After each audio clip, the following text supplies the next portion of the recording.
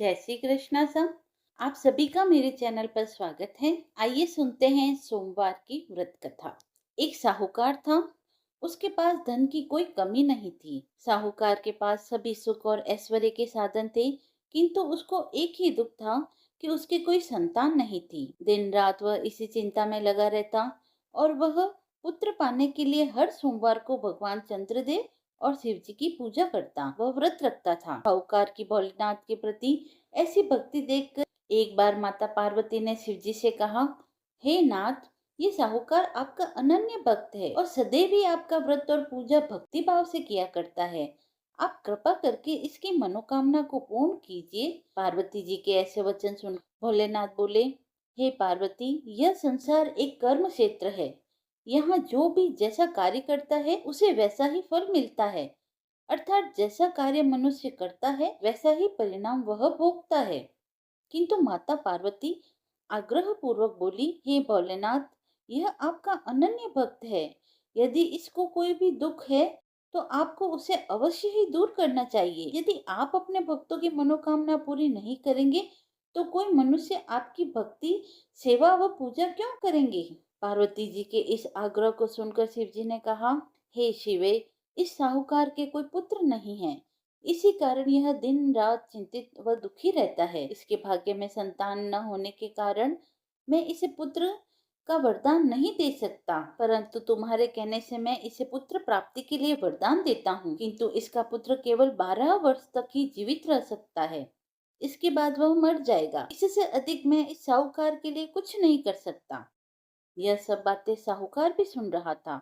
उसे यह सारी बातें सुनकर न कोई खुशी हुई न ही कोई दुख। वह पहले की तरह ही शिव जी की पूजा व व्रत करता रहा। कुछ समय पश्चात साहूकार की पत्नी गर्भवती हो गई और 10वें महीने में उसके गर्भ से एक बहुत ही सुंदर पुत्र हुआ। साहूकार के घर में बहुत खुशियां मनाई गई, किंतु साहूकार ने अपने पुत्र की 12 वर्ष ही आयु जान कोई खुशी प्रकट नहीं की और इस संबंध में किसी को कोई भेद नहीं बतलाया। वह बालक धीरे धीरे बड़ा होने लगा। जब वह बालक 11 वर्ष का हो गया तो बालक की माता ने साहूकार से उसके विवाह के लिए कहा। तो साहूकार ने कहा कि मैं इसे काशी जी पढ़ने भेजूंगा। साहूकार ने अपने साले को बुलवा कर कहा कि तुम इस बालक को काशी पढ़ने के लिए ले जाओ और इसे विधिवत शिक्षा ग्रहण करवाओ। साहूकार ने उसको बहुत सा धन देकर कहा कि रास्ते में जहाँ कहीं भी ठहरो वहाँ यज्ञ और ब्राह्मणों को भोजन कराते जाना। इस प्रकार वह दोनों मामा भांजे रास्ते में यज्ञ करते, दान देते और ब्राह्मणों को भोजन कराते जा रहे थे। रास्ते में एक शहर पड़ा। उस शहर के राजा की कन्या का विवाह था। एक अन्य राजा का लड़का बारात लेकर आया था, लेकिन वह एक आंख से काना था। लड़के के पिता को इस बात की चिंता थी कि वर को देखकर कन्या के माता पिता विवाह में किसी प्रकार की अड़चन न डाल दे। उन्होंने साहूकार के अति सुंदर बेटे को देखा तो उनके मन में विचार आया कि क्यों न इस लड़के से विवाह का कार्य पूर्ण करा लिया जाए।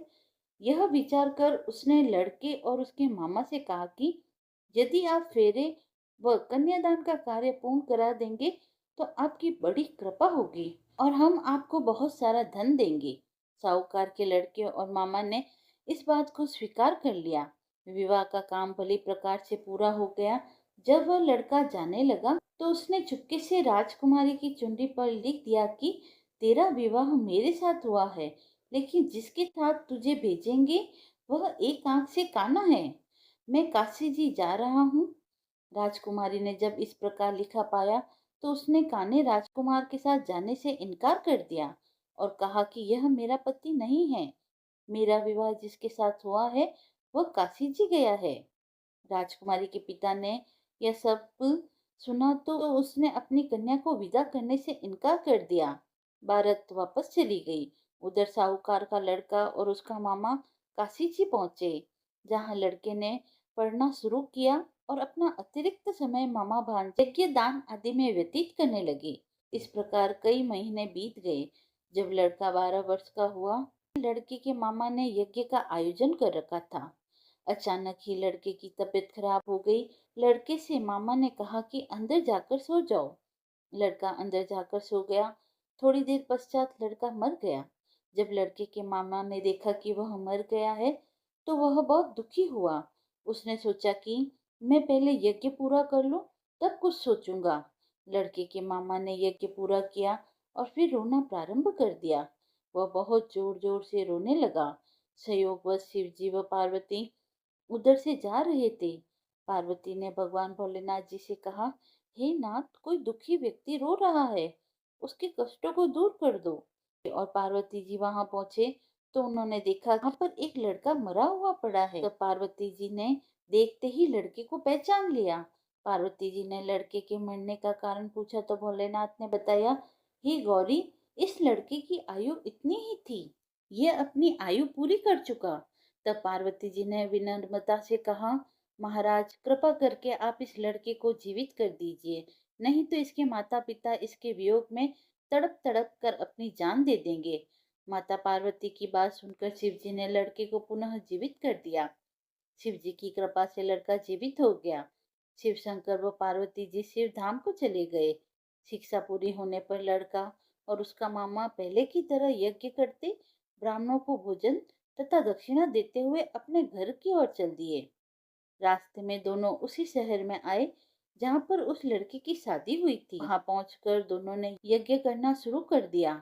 जब वे दोनों यज्ञ कर रहे थे तो उस लड़के के ससुर यानी वहां के राजा ने, जो उधर से घोड़े पर बैठकर अपने सेवकों के साथ जा रहा था, उसने लड़के को पहचान लिया। राजा ने महल में ले जाकर दोनों की खूब सेवा की। कुछ समय राजा के महल में रहने के बाद लड़के ने राजा से जाने के लिए आज्ञा मांगी।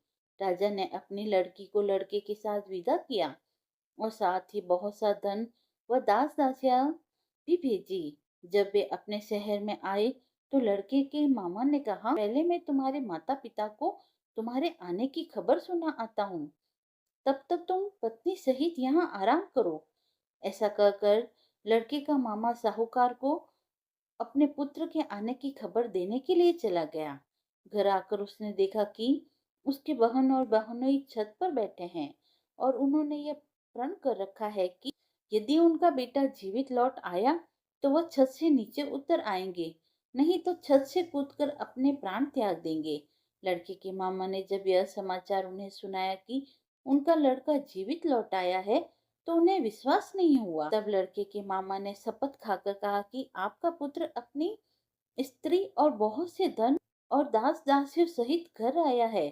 तब साहूकार और उसकी पत्नी छत से नीचे उतर आए और प्रसन्नता के साथ अपने बेटे और बहू का स्वागत किया। सभी प्रसन्नता के साथ रहने लगे। इस प्रकार भक्ति भाव से जो भी प्राणी सोमवार के व्रत का पालन करता है तथा प्रेम पूर्वक इस कथा को सुनता या पढ़ता है तो उसके सभी कष्ट दूर होते हैं, सारी मनोकामनाएं पूर्ण होती है और इस लोक में सभी सुख सुविधाओं को भोग कर अंत में उसे शिवलोक की प्राप्ति होती है। कथा समाप्त हुई। यदि आपको कथा पसंद आई हो तो आप मेरे चैनल को लाइक, शेयर एंड सब्सक्राइब करें। धन्यवाद।